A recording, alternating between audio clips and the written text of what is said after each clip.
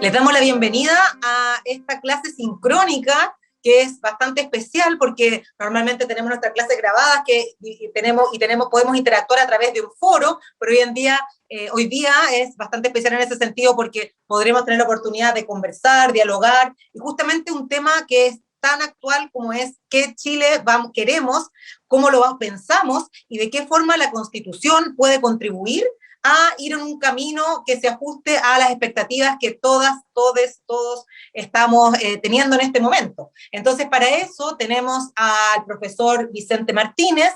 Vicente es abogado, magíster en Derecho Público y Litigación Constitucional, es co-coordinador de la Red para la Participación, jefe de participación e incidencia en Constituyo y profesor del curso Nueva Constitución para Chile en la Universidad Diego Portales. Así que es una persona que está muy calificada justamente para conversar sobre estos temas.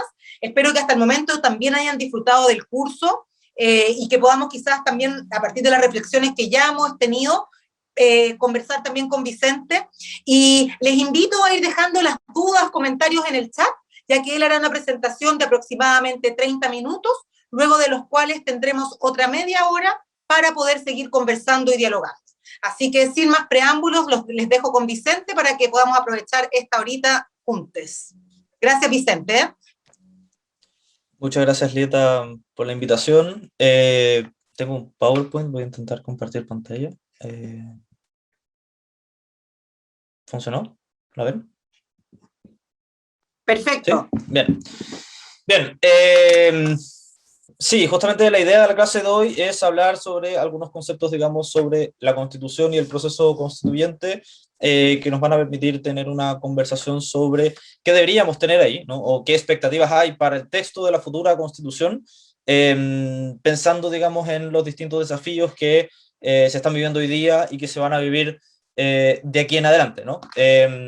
Entonces, la clase en términos generales, vamos a partir con qué es una Constitución, cuáles son las expectativas que hay para un nuevo texto constitucional desde el estallido, y vamos a entrar en cómo funcionan van las reglas que conocemos del proceso constituyente, para terminar con un par de comentarios sobre la relación entre el poder y el tiempo, digamos, y los desafíos que se vienen. ¿Qué es una constitución? Yo diría, hay dos grandes formas de entender la constitución. En primer lugar tenemos el concepto jurídico, ¿no? Es el conjunto de normas de mayor jerarquía en un Estado, son las normas fundamentales, se le llama, definen la estructura jurídica del Estado en general, y desde un punto de vista, digamos, político, la constitución es el acuerdo de la sociedad de cómo nos vamos a organizar, ¿no? A veces es un acuerdo en que participan muchas personas, a veces es un acuerdo en que participan pocas personas y se le imponen al resto, pero en general, digamos, es una especie de, conjunto de normas, ¿no? Las constituciones contienen, cuando uno revisa una constitución, más o menos cualquiera, nos vamos a encontrar con principios generales, ¿no? Entonces la constitución va a decir, Chile es una república democrática, principio general, ¿no? Va a decir también que el objetivo del Estado es cumplir con los derechos de las personas, principio general. Vamos a encontrarnos también con derechos fundamentales, o sea, y esto en el caso de la Constitución chilena están en el artículo 19, entonces uno agarra el artículo 19 y dice, la Constitución asegura a todas las personas, número 1, el derecho a la vida. Número 2, y en fin, ¿no? Ahí hay una lista en el caso de Chile, de la Constitución actual, son 24, en otros países son más, en otros países son menos, pero tenemos derechos fundamentales. Estos derechos son un conjunto de límites al poder, pero además un conjunto de mandatos, ¿no? O sea, no es solamente que el Estado, no son solamente limitaciones, sino que también son obligaciones para los órganos del Estado. Y por último, nos vamos a encontrar con lo que le llamamos los aspectos orgánicos, ¿no? El diseño institucional. La Constitución regula las potestades del presidente de la República. Entonces establece qué es lo que puede hacer, qué es un presidente de la República, qué hace, cómo se convierte una persona en presidente de la República, qué cosas puede hacer y qué cosas no puede hacer. Lo mismo con el Poder Judicial, el Congreso, digamos, otros órganos del Estado, como, no sé, la Defensoría Penal Pública, el CERVEL, la Contraloría General de la República, en fin, ¿no? En el contexto del sistema jurídico, ¿no? Si es que el sistema jurídico fuera una pirámide, como este esquema que tenemos acá, que probablemente ya lo han visto en algún lado porque se ha difundido bastante en todo este proceso, este esquema, que es lo que se llama la pirámide de Kelsen, porque se le ocurrió a un señor que se llama Hans Kelsen. Si es que el sistema jurídico fuera una pirámide, ¿no? Tendríamos en la cima de la pirámide la Constitución, porque es el conjunto de normas más pequeño, pero además es el conjunto de normas más relevante. Después tenemos la ley y después los reglamentos y otras normas de rango infralegal. Que la Constitución esté por sobre el resto significa que no puede haber normas legales, reglamentarias o de otro tipo que contradigan lo que dice la Constitución. Entonces, si que la Constitución dice que la bandera es blanco, azul y rojo, no puede haber una ley que diga que la bandera es verde, ¿no? Para esto se crean mecanismos de control constitucional. En el caso chileno, el mecanismo, digamos, el órgano principal a cargo del control constitucional es el Tribunal Constitucional, y ha generado una serie de problemas, pero producto del diseño específico de este tribunal, ¿no? En general nos vamos a encontrar con algún órgano que está a cargo, es o la Corte Suprema o un tribunal especial. Este concepto es la jerarquía constitucional. ¿Y por qué es relevante? Porque justamente todas las cosas que se ponen en la Constitución terminan siendo obligatorias para el resto de las normas. Pero la Constitución no entra a nivel de detalle, ¿no? Si es que queremos tener más áreas verdes, la Constitución no va a decir, mira, en la esquina de Portugal con la Alameda vamos a sacar lo que está en la esquina y vamos a poner un árbol. No funciona así la Constitución, ¿no? Esas son decisiones que son de rango municipal, pero se dan dentro del marco de lo que establece la Constitución.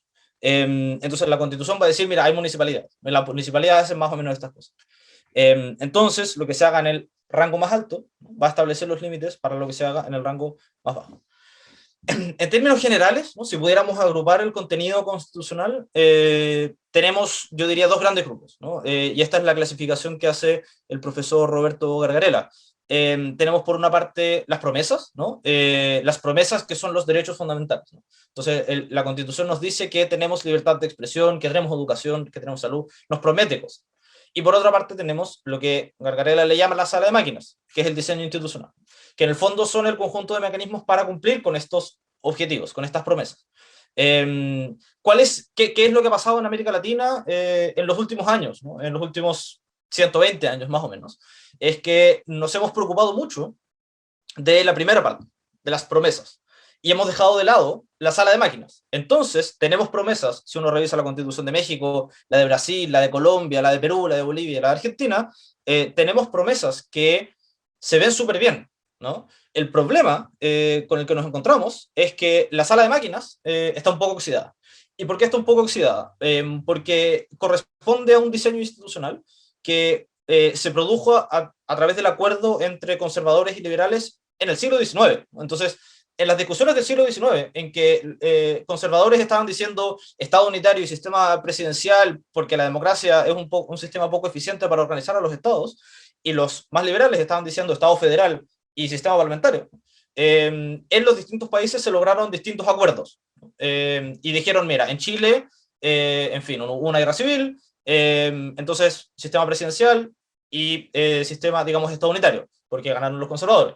En Argentina les fue mejor a los que eran un poco más liberales, entonces tienen un sistema federal, ¿no? Sistemas parlamentarios en América Latina no hay, pero sí hay algunos que tienen, digamos, un presidencialismo más atenuado. ¿Cuál es el problema con esto? Que tenemos un desajuste, porque las expectativas de, digamos, los problemas que existían al momento de hacer este diseño institucional en el siglo XIX eran completamente distintos a los problemas que existían en el siglo XX, y son completamente distintos a los problemas que existen ahora. No significa que ya se hayan resuelto, sino que se van agregando más cosas. Entonces, hoy día, el diseño institucional chileno no responde realmente a las necesidades que tiene el país. Y por eso estamos haciendo esto, digamos. No es por capricho. ¿Cuáles son algunas de las expectativas que yo diría, en términos súper generales, existen hoy para el proceso constituyente relacionados con problemas actuales, ¿no? Después vamos a ver los desafíos a futuro, ¿no? Pero en términos de problemas actuales, yo diría que hay tres grandes expectativas con el proceso. En primer lugar, y creo que puse desordenadas las fotos porque la de la izquierda debería estar al fondo de la derecha, pero en primer lugar hay una demanda de mayor democracia, ¿no? Más participación, más regionalización, queremos un rol más activo de la ciudadanía en las tomas de decisiones, queremos mejores instituciones para tomar mejores decisiones. se ha hablado mucho de atenuar las potestades del presidente de la República, de darle más poder al Congreso o a otros espacios, acercarse más a los territorios, tener plebiscitos, en fin, ¿no? Abrir las decisiones, salirnos de este esquema tan autoritario. En segundo lugar, hay una demanda, y aquí voy a hacer trampa porque la foto tiene dos cosas, digamos. En segundo lugar, hay una demanda por el reconocimiento formal de la existencia de diversas naciones dentro del Estado de Chile. Y eso tiene un efecto no solamente respecto de lo simbólico, que no es menos relevante, sino que también tiene un efecto en lo orgánico, en la sala de máquinas, ¿no? O sea, si es que va a haber un reconocimiento de la existencia de pueblos originarios, eso significa cosas, y significa cosas como autonomía, escaños reservados en el Congreso, etc. ¿No? Tiene toda una serie de consecuencias en el plano del diseño institucional. Pero además, esta foto es originalmente del movimiento estudiantil, y justamente una de las cosas que muestra el movimiento estudiantil, la marea feminista 2018, el movimiento No Más FP, el estallido social, es una demanda por mayor acceso a aquellos bienes y servicios de los cuales se componen los derechos económicos, sociales y culturales, ¿no? Digamos, el estallido social es un grito por más salud, más educación, mejor vivienda, transporte, seguridad social, en fin, ¿no? Y yo diría en tercer lugar, y esto se relaciona, no, más bien en cuarto lugar, y esto se relaciona bastante con el eventual reconocimiento de una plurinacionalidad dentro del Estado de Chile, o incluso ni siquiera plurinacionalidad, pero al menos que se diga que hay pueblos originarios, que esto es algo que no existe en la Constitución actual. Hay una gran expectativa de cambiar la forma en la que funcionan las policías, ¿no? La manera en la que las policías se relacionan con la protesta, la manera en que se relacionan con el narcotráfico y otros problemas que tienen que ver con la seguridad, en general, produce problemas porque no hay una efectividad realmente, ¿no? Hay mucho gasto, pero además hay un costo político muy relevante en las policías, ¿no? En la forma en la que enfrentan a la ciudadanía en la calle, en la forma en la que enfrentan a, sobre todo al pueblo mapuche, y en la forma en la que se relacionan con distintos grupos de poblaciones en la periferia de la región metropolitana, digamos, en distintos lados, ¿no? Entonces hay una pregunta por las policías. Esto no necesariamente es una pregunta constitucional, o no es necesariamente una pregunta constituyente, pero en el caso de la Constitución chilena actual existe un capítulo dedicado a las Fuerzas Armadas y de Orden, ¿no? No sabemos si es que va a haber uno en la futura Constitución, pero se convierte en una conversación constitucional porque cualquier reforma estructural hoy día a las policías tiene que pasar por un cambio constitucional. Entonces, digamos, se pone sobre la mesa por eso, ¿no? Entonces, ¿qué es un proceso constituyente, ¿no? Es un proceso constituyente solamente ir un día 25 de octubre y decir apruebo, y después ir un 15, 16 de mayo y votar por una candidatura, y después esperar un año y votar plebiscito de salida. Es solamente la elaboración de un texto constitucional, es solamente una discusión jurídica. Yo diría que no. Está lleno de aspectos extrajurídicos un proceso constituyente, ¿no? Como dijimos, la Constitución sí, es un conjunto de normas, pero además es un acuerdo político. Y en tanto acuerdo político es un proceso cultural, es un proceso social. Y si yo tuviera que tirarlo en una frase, yo diría que es una disputa por los sentidos comunes. ¿Cuáles son los sentidos comunes que deberían regir nuestra sociedad? ¿Cuáles son, digamos, aquellos elementos más basales, ¿no? Que nos parecen como conjunto que corresponden? Como decía hace un rato, hay momentos en que estos sentidos comunes han sido determinados de una forma poco democrática, poco participativa, y se han impuesto. Por eso es una disputa, ¿no? No lo hace menos constituyente, ¿no? Solamente lo hace menos democrático, pero esto sucede en general. ¿Qué más es el proceso constituyente? Porque no es solamente la discusión sobre digamos, los sentidos comunes, también es una discusión sobre las instituciones, ¿no? Lo que lleva a un proceso constituyente, lo que está atrás de un proceso constituyente siempre es un quiebre institucional, que no necesariamente significa una crisis, que esto ya es, digamos, se acabó todo y tenemos que partir de cero, pero hay un quiebre institucional. Hay un momento en el que ese instinto, digamos, o ese acuerdo de que las instituciones corresponden, por lo tanto tenemos que hacerles caso, se quiebra un poco. Y como sociedad, dejamos de ver que hay legitimidad en los órganos públicos. Entonces, miramos a la Presidencia de la República, miramos al Congreso, miramos a distintos órganos, y ya no los miramos con la misma forma, con la misma confianza, con la misma concesión de poder que lo hacíamos un par de meses antes, ¿no? En ese sentido, yo diría que todo proceso constituyente tiene un quiebre institucional, y en tanto quiebre institucional, lo que produce es una refundación del Estado. Refundación del Estado que, insisto, no significa partimos de cero. No es que después del plebiscito de salida, cuando se publique eventualmente una nueva constitución, no es como que se le manda una carta a Naciones Unidas a decir, nació un nuevo Estado, por favor incorpórennos. No, es el mismo Estado, pero se refunda a sí mismo. Cambia la forma en la que lo entendemos, cambian los principios generales, cambian los derechos fundamentales, cambia el diseño institucional. ¿Qué diría que hay, además de todo esto, ¿no? Es innegable que hay una relación con las demandas políticas del estallido social. Pero la Constitución no necesariamente las va a resolver. Y esto no es pesimismo de mi parte, sino que el rol de la Constitución no es asegurar salud o pensiones, ¿no? La Constitución no va a definir un sistema de seguridad social o de protección social. La Constitución va a establecer los parámetros generales. ¿Cuál es el problema con la Constitución actual? Que es muy rígida, ya vamos a hablar de la rigidez, pero es muy rígida, y como es muy rígida, no nos permite cambiar de modelo. Entonces, si es que queremos cambiar el modelo económico, el modelo de desarrollo, tenemos que cambiar la Constitución. Eso es uno de los problemas que se produce, digamos, con la excesiva rigidez, ¿no? Entonces, ¿en qué sentido la Constitución, el proceso constituyente es necesario para lograr conseguir estas demandas sociales, estas demandas políticas del estallido social? En el sentido de que es necesario una nueva Constitución para habilitar que se produzcan esos cambios, ¿no? Pero no necesariamente se van a producir, ¿no? Es una disputa posterior y es una disputa paralela, ¿no? Además del proceso constituyente van a seguir funcionando el Congreso, la Presidencia de la República, los gobiernos regionales, en fin, ¿no? Etcétera. Entonces, aquí un poco la invitación es, cuando queramos meternos en estos temas, no tenemos que ponerle ojo solamente a la Convención Constitucional, sino todo el proceso que se está llevando a cabo en general, ¿no? Con esto lo que quiero decir es que el proceso constituyente también afecta el quehacer de los otros órganos del Estado. Al final, todos los órganos del Estado consideran el proceso constituyente en sus planificaciones anuales. Todos se ponen como en modo constituyente, y eso también tiene consecuencias en términos de cuáles son dónde están los cercos, los sentidos comunes. Hay una pregunta muy interesante que a mí me gusta harto de cuándo comenzó y cuándo termina el proceso. Y yo diría que la única respuesta posible, que es muy poco certera, es que no comenzó el 15 de noviembre, ni el 24 de diciembre, ni el 25 de octubre. El 24 de diciembre es la fecha de las reformas constitucionales que produjeron que habilitaron el proceso. Definitivamente pasó antes. Podemos decir que el 18 de octubre, digamos, empezó un proceso más acelerado. Pero el estallido social del 18 de octubre en adelante es completamente heredero de una serie de otros procesos que se venían viviendo al menos durante la década. Y los cuestionamientos a la legitimidad y la validez de la Constitución de 1980 comenzaron en 1980. O sea, los movimientos políticos de izquierdas, evidentemente el contexto político era completamente distinto, pero las primeras demandas de hay que cambiar la Constitución surgieron el día siguiente de que se publicara la Constitución. Hubo grupos que decidieron no participar del plebiscito, porque dijeron, este plebiscito no es legítimo, ¿no?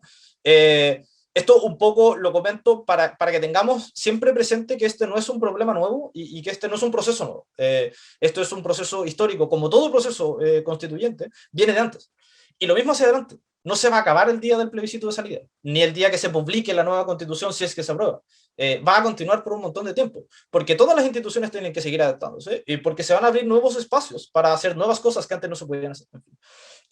Por último, respecto de la Constitución y el proceso constituyente también, es interesante, o sea, es importante que consideremos que la Constitución es un sistema, ¿no? Y que cuando pensemos en quiero instalar este texto dentro de la Constitución, ¿no? Por ejemplo, la Constitución hoy día dice que la familia es el núcleo fundamental de la sociedad.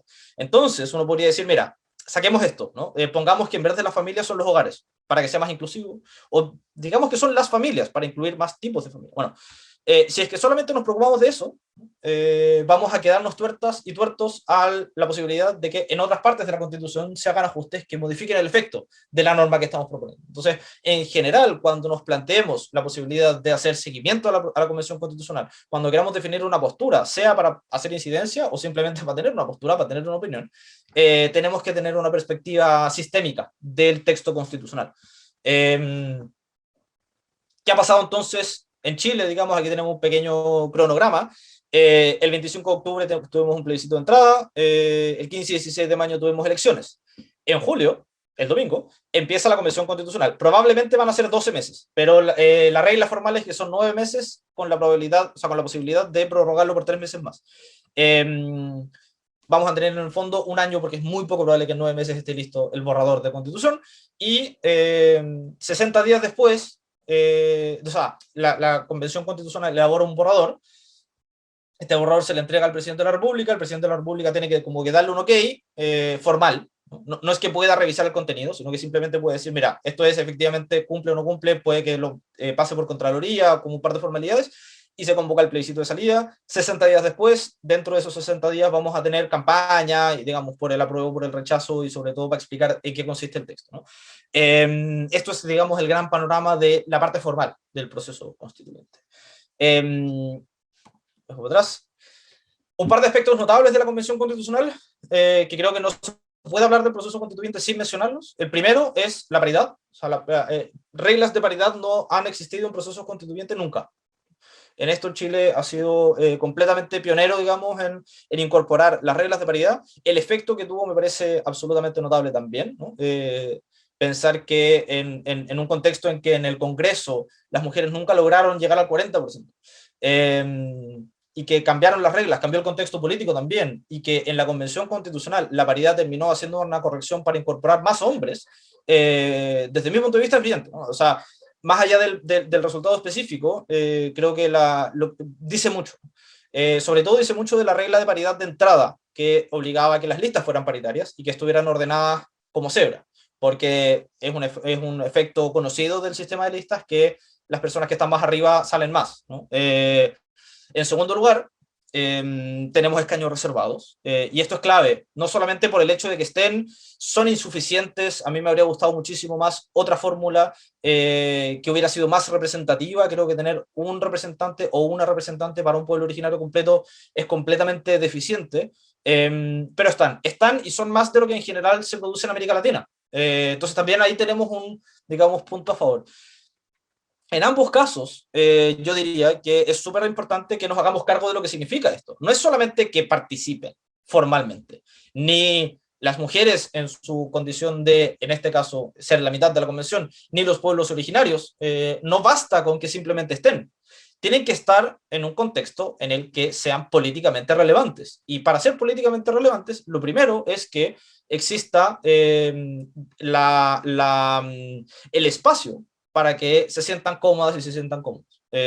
Y estoy hablando específicamente sobre, por ejemplo, la posibilidad de que tengan personas que hagan traducción, para que puedan hablar en sus lenguas.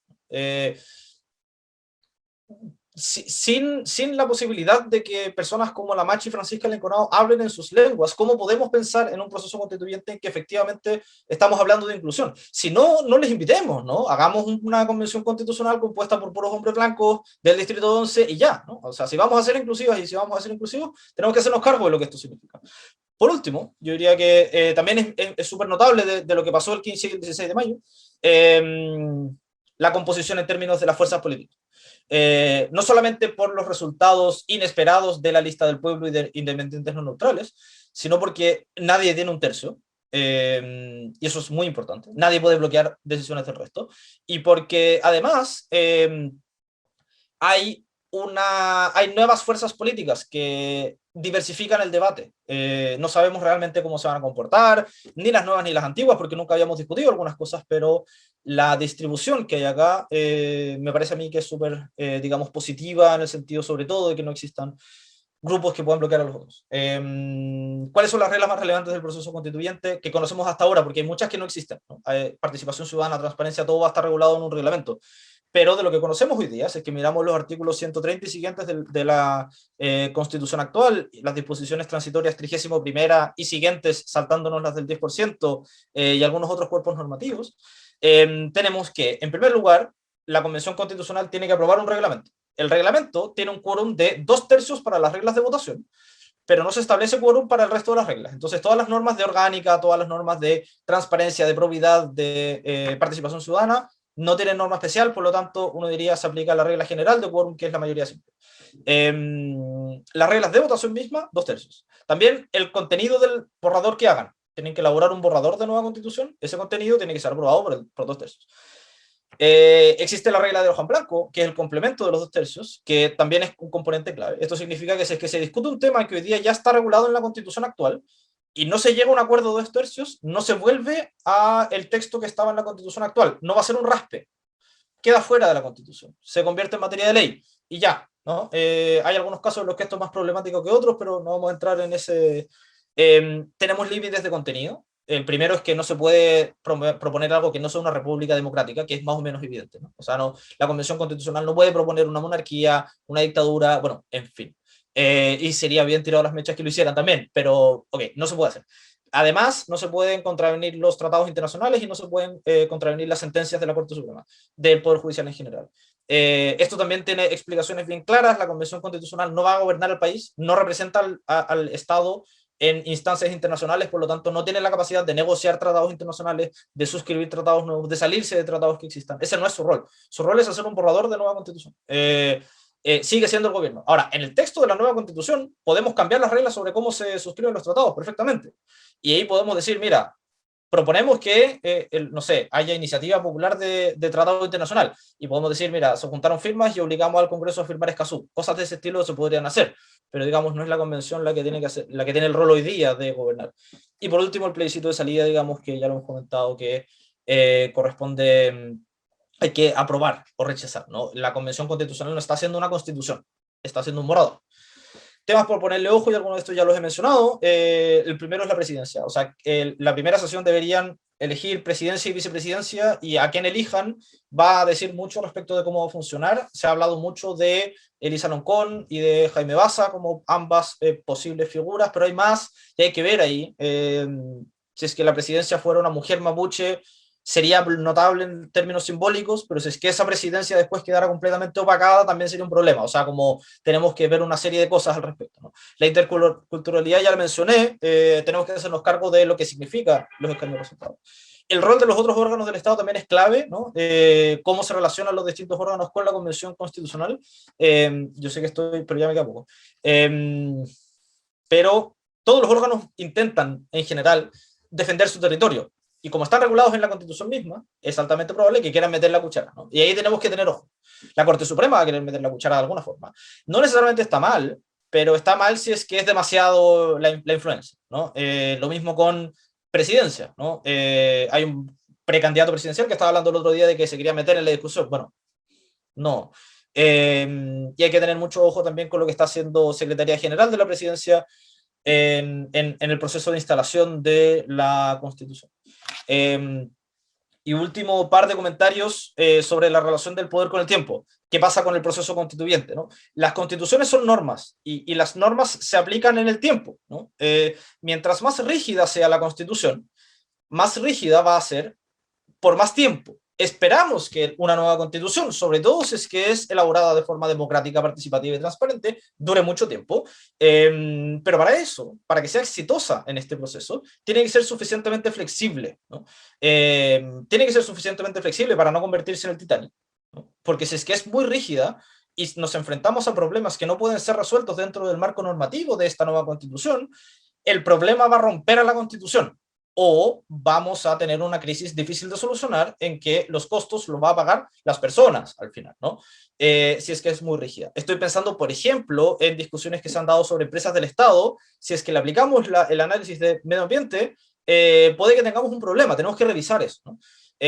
Pero además tiene que ser suficientemente rígida como para que no sea una pérdida de tiempo desde el punto de vista de que esto igual viene de estallido. O sea, tampoco se puede dejar de lado las demandas de la ciudadanía.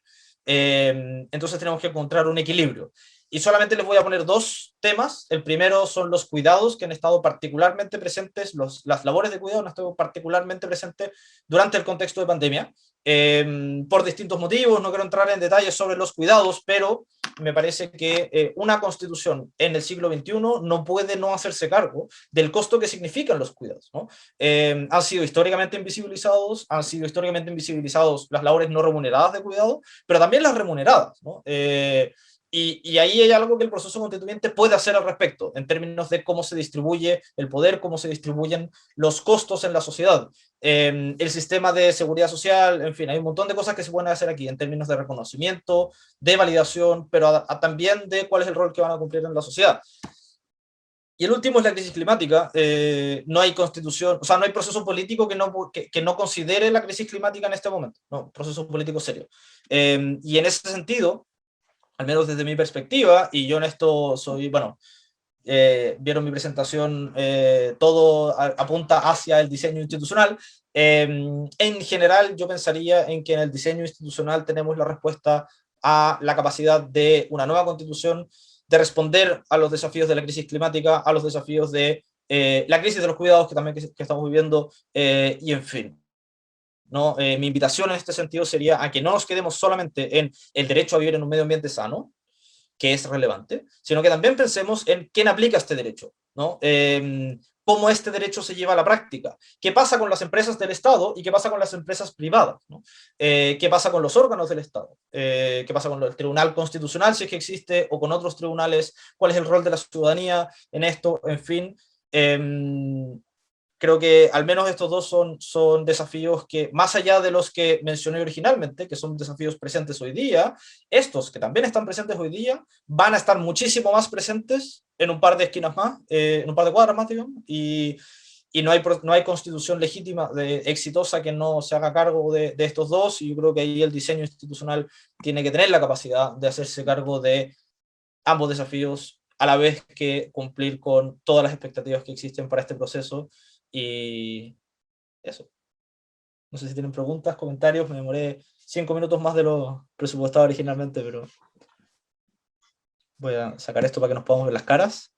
Bueno, muchas gracias, Vicente, por la explicación tan ilustrativa que nos entregaste. Además, bien oportuna, a puertas de la inauguración de la Convención Constituyente, ¿no? La vamos a mirar con otros ojos. Tal como decías, quiero invitar a quien quiera a prender su cámara para que podamos hacer de esto lo menos virtual posible. Por ahí está apareciendo Diego. Bueno, yo soy Andrea Hidalgo, ya nos hemos visto en otras circunstancias, soy una de las profesoras del curso. También está Luis Guzmán y Verónica Veil, que nos acompañan. Bueno, y Lieta, que fue quien presentó a Vicente al comienzo. Quisiéramos que pudieran hacernos las preguntas que estimen convenientes en este momento, quizás los comentarios, incluso los argumentos o los contraargumentos sobre lo que nos expuso Vicente, o quizás alguna duda si es que algo no quedó claro. Así que los invito a todos y todas y todes a prender sus cámaras y pedir la palabra. Diego pidió la palabra, así que por favor, cuéntanos, bienvenido. Hola, muy buenas tardes. Tengo una consulta porque en algún momento el profesor indica que esta nueva constitución hay que verla como un sistema. ¿A qué se refiere con esto?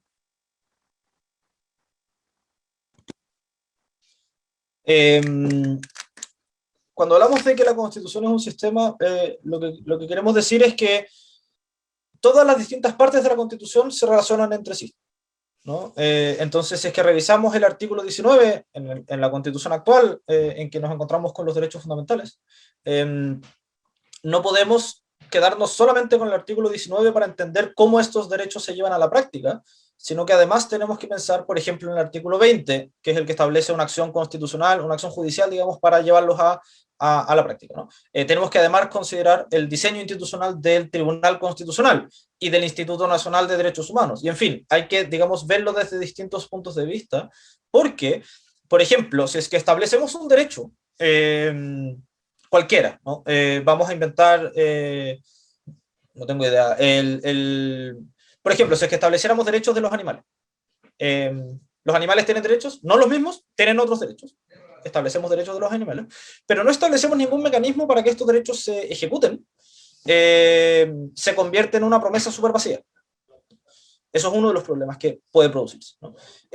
Lo otro que pasa, desde el punto de vista, no solamente en el caso de los derechos concretos, sino yo diría, de cuál es el programa político que está detrás del catálogo de derechos, ¿no? Porque tanto el catálogo de derechos como el diseño institucional responden a una cosmovisión ideológica, digamos.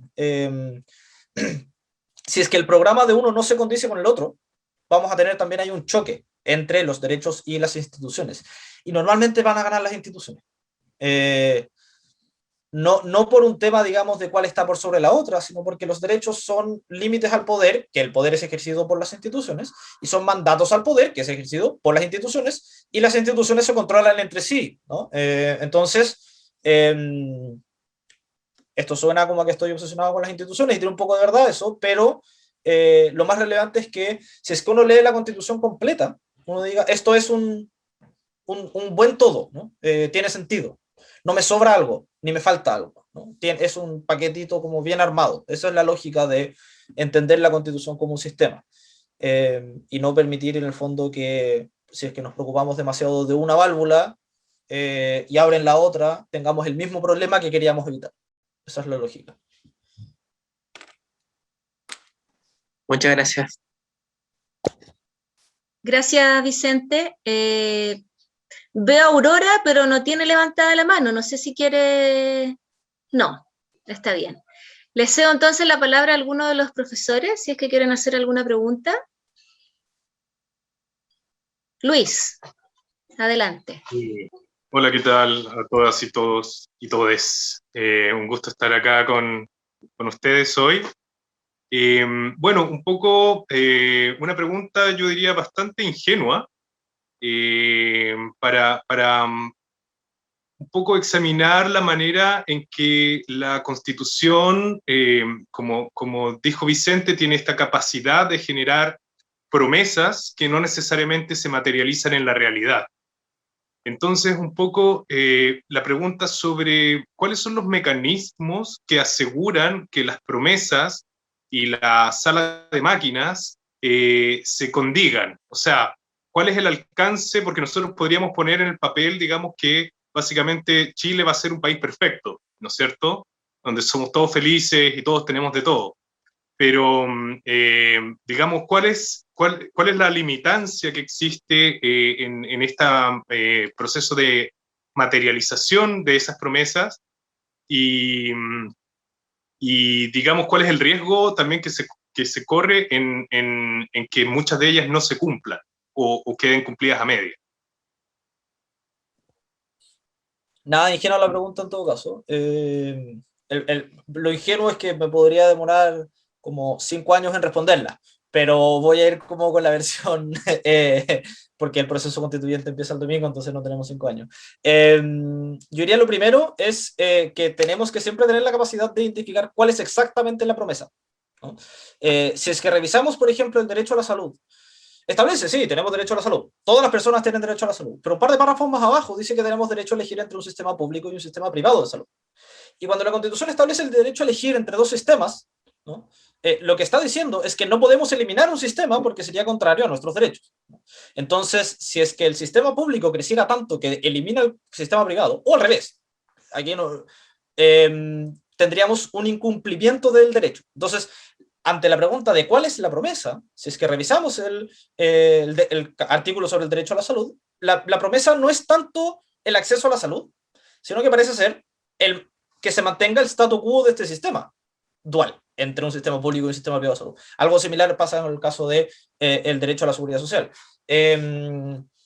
Eso por una parte. Entonces yo diría primero, es súper importante que identifiquemos adecuadamente cuál es la promesa. Y la promesa se compone por su enunciado, pero también por los mecanismos que existen en el mismo texto constitucional para cumplir con la promesa. Entonces, hay otro artículo que nos dice Chile es una república democrática, ¿no? Entonces, si es que uno busca en la Constitución, no se va a encontrar en ninguna parte con que hay una monarquía. Entonces, la parte de república, promesa cumplida, cumplible, ¿no? Pero lo de democrático es debatible, no en el sentido de que Chile no sea democrático, porque esto no es una dictadura, pero democrático es un continuo, puede ser más o menos democrático, tenemos distintos conceptos de democrático. Entonces, cuando la Constitución nos dice Chile es una república democrática, claro, es una promesa en un sentido, ¿no? De alguna forma lo que está diciendo también es acciones que se toman en contra de la democracia no forman parte, no son válidas dentro de este marco constitucional, pero Chile es una república democrática en la medida de lo que el resto de la Constitución establece, ¿no? Chile es una república democrática hiperpresidencialista con un Estado unitario que no reconoce los pueblos originarios, con un catálogo de derechos que está particularmente marcado hacia los derechos civiles y políticos, pero que en la parte de los derechos económicos, sociales y culturales defiende en general más a los prestadores que los usuarios. Originalmente tenía el artículo 8, que por suerte fue derogado, pero que prohibía cualquier doctrina basada en la lucha de clases y que amenazara a la familia. Entonces, como que todas las organizaciones feministas eran inconstitucionales, y qué decir también del Partido Comunista. O sea, era como, y decía, es democrático. 4 artículos más abajo decía, no se permite ninguna doctrina basada en la lucha de clases. Bueno, entonces yo ahí lo que diría es que no hay una respuesta exacta en abstracto a cómo se hace esto. Podemos comparar cómo lo hacen de distintas constituciones, y eso me refería con que es una pregunta que puede demorarnos 5 años en responder, pero lo más claro es que tengamos, por una parte, la capacidad de identificar adecuadamente cuál es la promesa que nos está haciendo la Constitución, o que nos estamos haciendo nosotros mismos en el caso de la Convención Constitucional, y por otra parte, cuáles son los mecanismos adecuados para cumplir con esta promesa. Si es que la promesa y el mecanismo funcionan, todo bien, ¿no? Si es que la promesa no tiene ningún mecanismo, tenemos un problema. O si es que la promesa, por ejemplo, tiene un mecanismo que ya podemos identificar rápidamente que no cumple con todo lo que se necesita.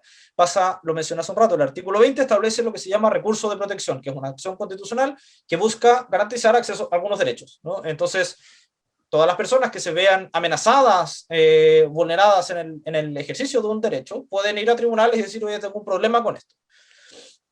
Pero tiene una serie de limitaciones ese sistema, ¿no? Porque yo no puedo ir a tribunales a pedirle, oye, ¿sabe que necesito una mejor política pública de salud? No funciona.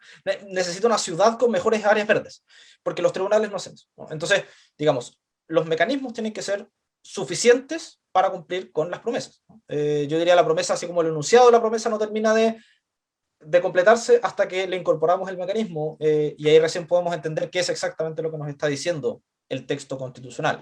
Y el último ejemplo es que siempre me ha parecido, bueno, no siempre porque no existe desde siempre, pero me parece, digamos, como muy ilustrativo de la Constitución actual, es que tenemos derecho a vivir en un medio ambiente libre de contaminación. Y yo no sé si han ido ventanas, pero no es que no haya un medio ambiente libre de contaminación, sino que los principales causantes de esto son empresas del Estado. Entonces, claramente tenemos un desajuste, ¿no? ¿Y qué hago? Voy a la Corte de Apelaciones y le digo, oiga, cierre la fábrica de la ENAMI, como no da, digamos. Entonces, digamos, yo diría, más que una respuesta concreta de qué es lo que tenemos que hacer, va a depender exactamente de cuál es el objetivo que tengamos. Pero el mecanismo que utilicemos para que este objetivo se lleve a la práctica tiene que ser apto para ese fin. Esto en el diseño institucional, cuando decimos que esto es democrático, cuando decimos que aquí hay derecho a la igualdad. Ejemplos hay miles y no quiero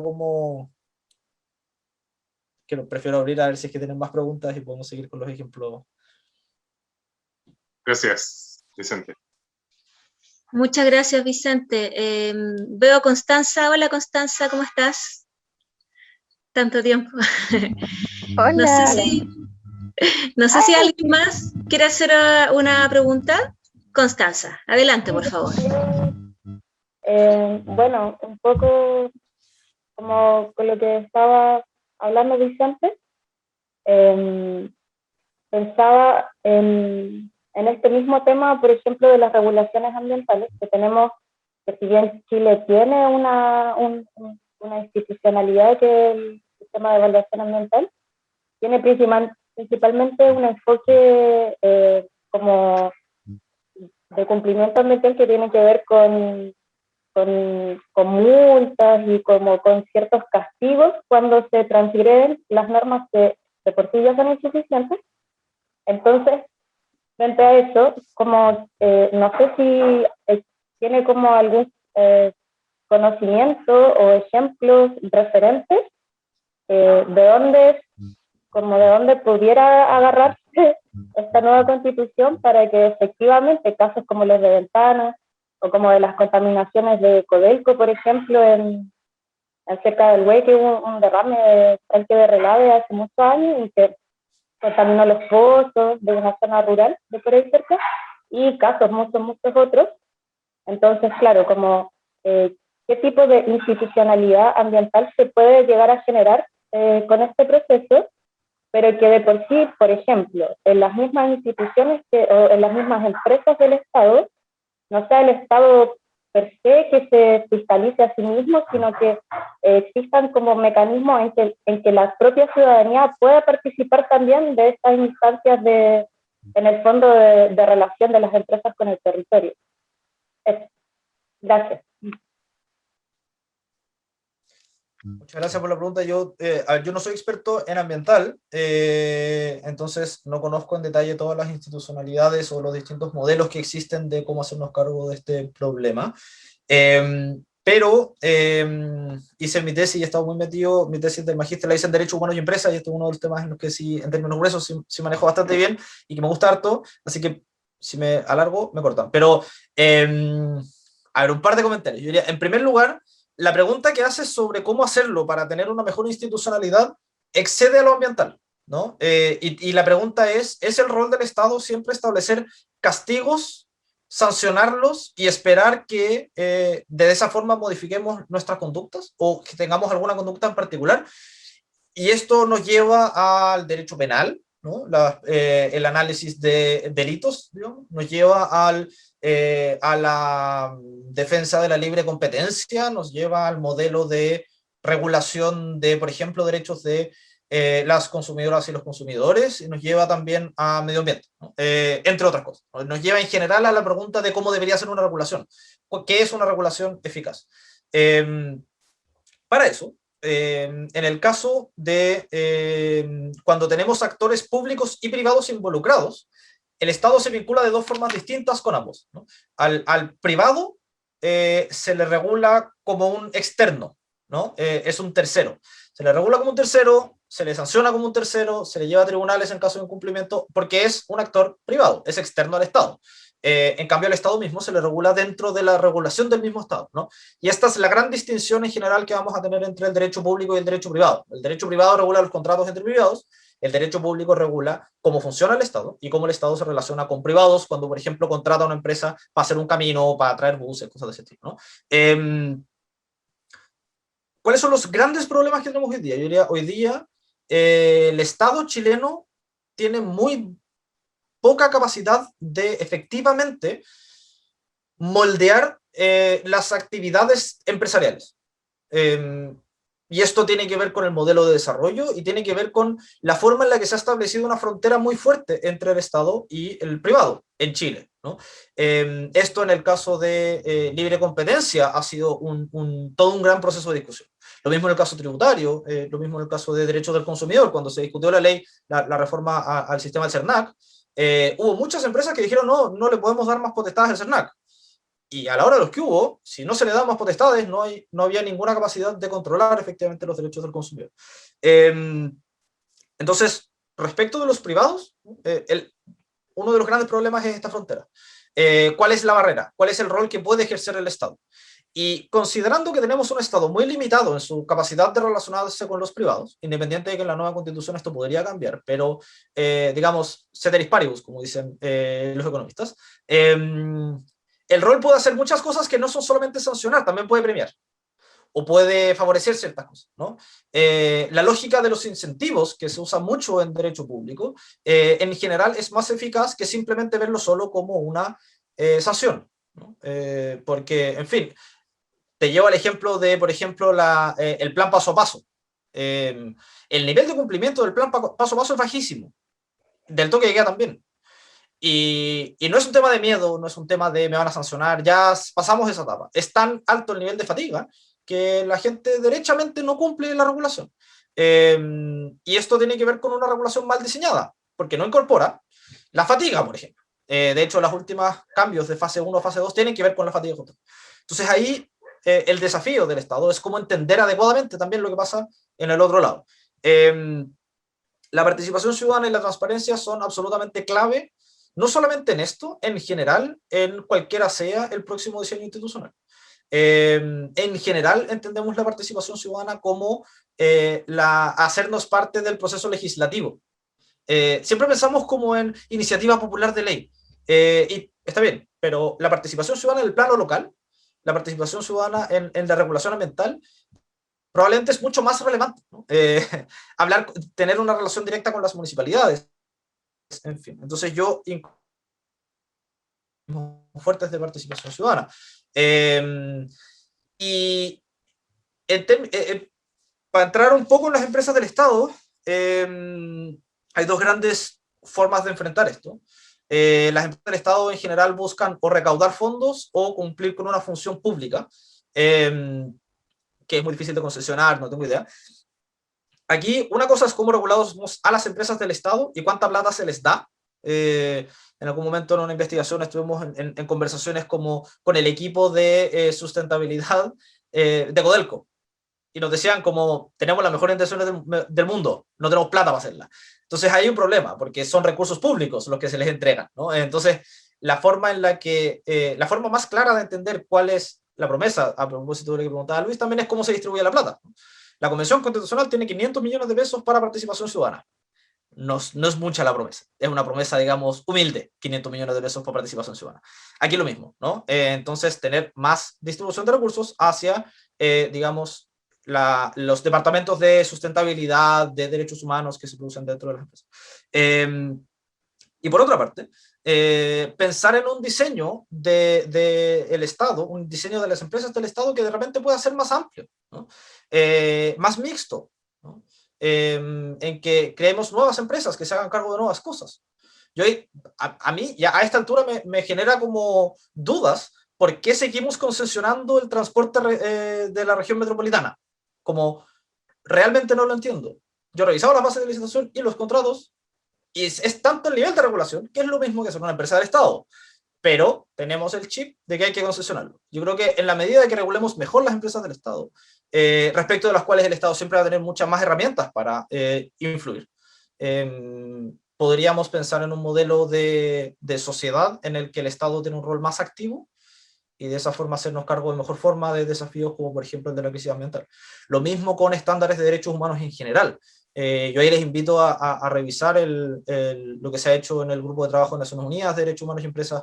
Se está discutiendo el Plan de Acción Nacional número 2 de Derechos Humanos y Empresas en Chile, y en Naciones Unidas se está discutiendo un tratado vinculante sobre el tema, y hay todo un trabajo sobre derechos humanos y empresas que distingue entre empresas del Estado y empresas privadas, así que hay información ahí por montones.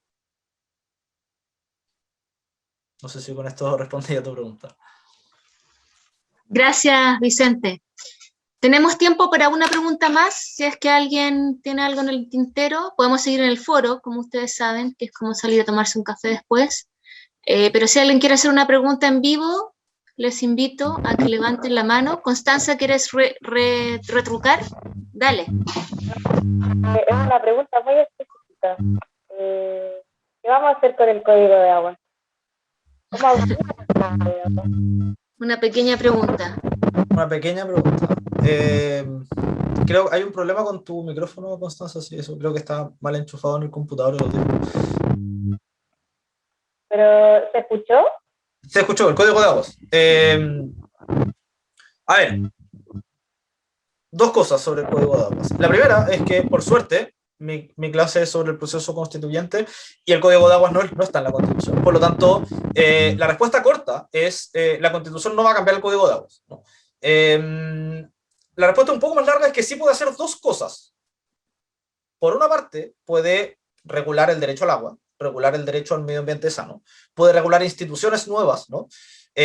Una defensoría del pueblo, como existe en otros países, que es como un Instituto Nacional de Derechos Humanos en esteroides. Entonces podemos crear nuevas instituciones que se hagan cargo de los problemas. Y además, bueno, se regula no solamente el derecho al agua, sino también el derecho a la propiedad. Y en el derecho a la propiedad podemos modificar la regulación que hay actualmente sobre la propiedad. Ahora, eso también tiene un problema, porque hay compromisos internacionales que resguardan el derecho a la propiedad una vez que existe. Entonces, hay que ver en el fondo si es que estos derechos de agua se compran, se expropian, digamos, el mecanismo jurídico específico es un poco complejo, más allá de lo que uno puede pensar a simple vista. Pero las constituciones tienen un mecanismo que a mí siempre me ha gustado, que son las disposiciones transitorias. La constitución original tenía como 13, vamos en la no sé si en la 47ª, ponte tú, y hasta los retiros del 10% han estado en disposiciones transitorias, pero son normas transitorias, normas que establecen cosas para cómo vamos a adaptar el sistema jurídico actual al próximo, ¿no?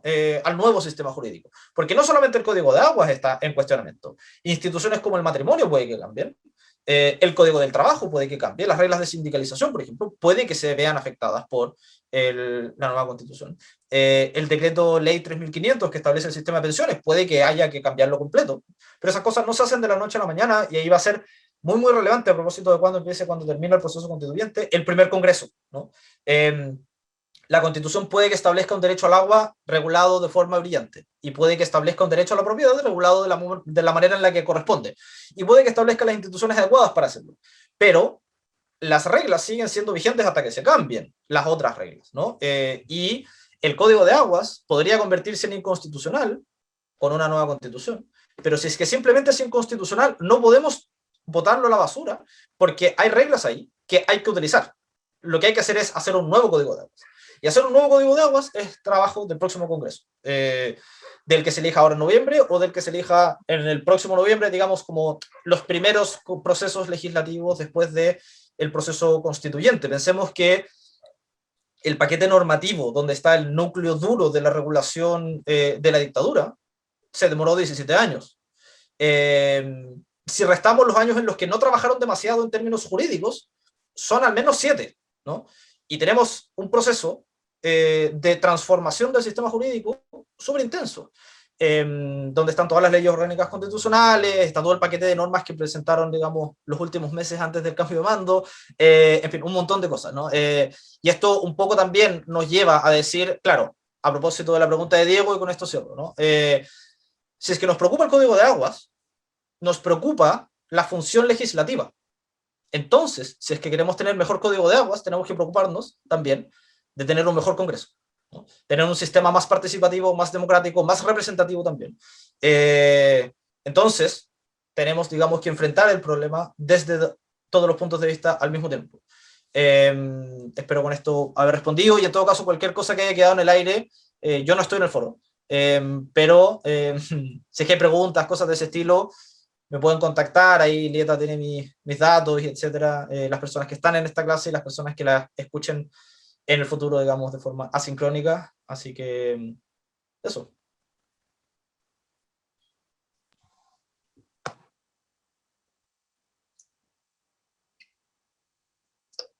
Sí. Sí, muchísimas gracias, Vicente, por toda tu participación, y yo creo que para todos ha sido muy interesante tener esta oportunidad, y además que construir un poco comunidad, porque es un curso que es muy interesante poder conversar, como hablábamos, a través del foro, etcétera, pero es distinto, aunque no seamos muchos los que estamos, poder acá tener un diálogo. Así que muchas, muchas gracias. No sé si Andrea, Luis o alguien más quiere decir algo. Simplemente despedirme y volver a invitarles efectivamente a que conversemos en el foro. A veces no respondemos todos los temas que nos ponen, pero siempre los estamos leyendo. Lo que pasa es que a veces simplemente quedamos contentos y, bueno, de repente hay un gracias, pero no es una simple cortesía, es que efectivamente estamos leyendo sus textos e incluso los comentamos entre nosotros. Y cuando nos surge alguna necesidad de volver a hacerles preguntas o algo, entonces les contestamos explícitamente. Así que yo creo que si alguien tuviera una duda respecto a la clase de Vicente, efectivamente en el mismo foro puede hacerlo, puede poner tema preguntas al profe Vicente Martínez y nosotros se las hacemos llegar. En una de esas hasta lo inscribimos en el curso, estamos medio encima, pero hasta eso sería posible. Así que no duden de comunicarse. Eso, y despedirme. Agradecerles. Sí, muchas gracias, qué bueno verles, y nos seguimos viendo en lo que queda del curso. Sí, un gusto, Gracias, que estés muy bien. caso. Gracias, Vicente. Chao. Gracias, Lieta, por la invitación. Chao a todos. Andrés. No, gracias, Chao, Vicente, profes, mil chao, gracias. alumnos. Que estén muy bien. Chao, chao. Nos vemos. Muchas gracias.